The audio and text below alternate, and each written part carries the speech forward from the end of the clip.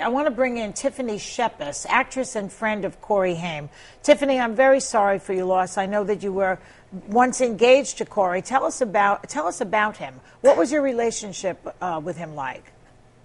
Thank you, by the way. I met Corey ages ago, and like everybody else, saw this really charming, really sweet, really kind of full of life kid that had issues.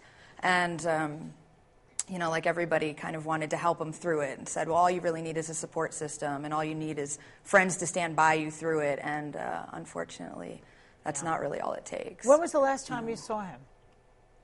I hadn't seen Corey for a few months due to issues with his addiction and me not really understanding it and knowing how to help him with it. Like, there's only so much that I could have done.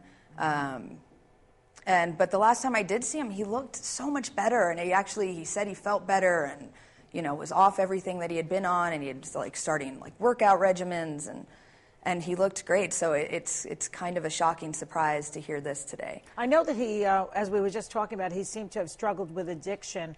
Was that the case when you were with him? Was he addicted to drugs then, and did that cause the breakup? Yes and yes. He was pretty hardcore addicted to a lot of different things, and it was only pills that I ever saw.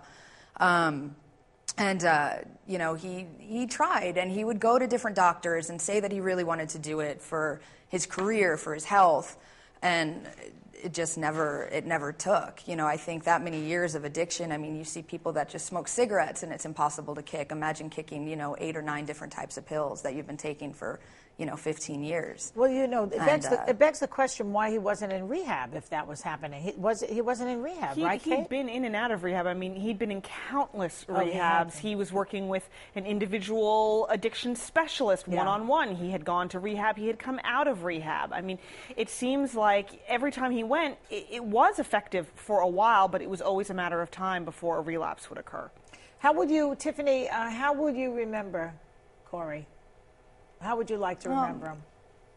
Well, you like to remember the times when he was there and there with you, because like I said, he was kind of, I think you get the most out of all these kind of child actors. They're children and charming and fun, and he'd walk onto sets with us and everybody would light up that loved seeing him and loved remembering him as Lucas and funny. And even with the fact that he was very honest about his addictions was really helpful to a lot of people. I mean, we'd stop in places and have people say, listen, you know, I watched your show and I'm feeling the same thing, and I want you to know that I kicked my habit because of you.